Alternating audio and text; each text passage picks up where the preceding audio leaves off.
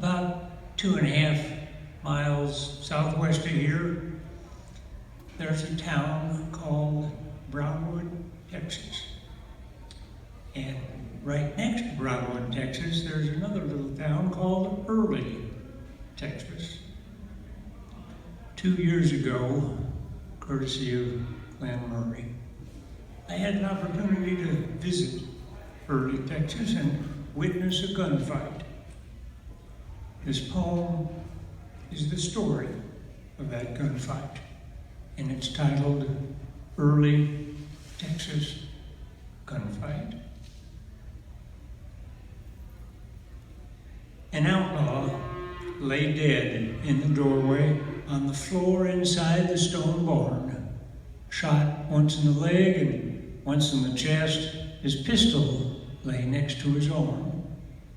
By all accounts, he was dead as the dust. His body lay still as the night. But from under his hat, it could plainly be seen something was not quite right. Sweat dripping from every brow, a hot Texas sun overhead. In all the excitement, no one saw that the outlaw was not really dead.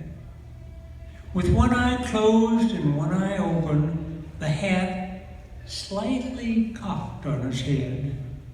His breathing was shallow and slow to be sure, but this outlaw was not quite dead. He'd used this trick before in the past, called possible by most folks around. Twist and turn and make a fuss and groan and slowly fall to the ground. Then came the waiting and the settling dust. Once it cleared, would they know he was there? If no one was looking, he might slither away, and no one would even hear. He never knew how this part would go, only 2 ways it could really end. He'd get free, or get caught and probably hang, because he killed his very best friend. He'd been drinking a spell out on the street when guns started singing their song. Some pushing and shoving and yelling and such, and then things just went plumb wrong. As he lay almost dead, face down in the dirt, his hand fell down to his side. The sheriff drew, but no shot was fired. The outlaw had finally died. 2 years ago today, a church bell did slowly chime, and a tear could be seen from his old possum eye as it closed for the very last time.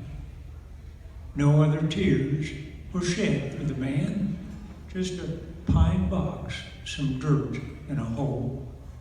There was no one who came to see him off.